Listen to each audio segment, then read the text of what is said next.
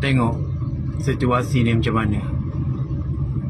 Kau dah tahu kau nak masuk ke kiri. Kenapa daripada lorong kiri tadi kau tak duduk? Daripada lorong kanan terus kau orang pancung masuk ke kiri. Yang kiri pula terus pancung masuk kanan. Tengok ni. Ni.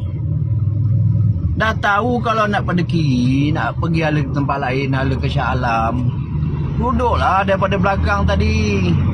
Daripada tol tadi, duduk sebelah kiri terus pergi Shah Alam. Ini tidak. Daripada kanan terus pancung pergi ke belah kiri. Tengok ni. Ni nampak. Ni. Nanti dah kena sondol, dah kena apa tahu pula macam-macam. Tengok, beragam. Ni lokasi ni kat mana? Ion Bukit Raja. Tengok. Tengok. Ni ragam masing-masing. Tengok ragam. Perangai driver orang sini. Macam mana jalan tak jam?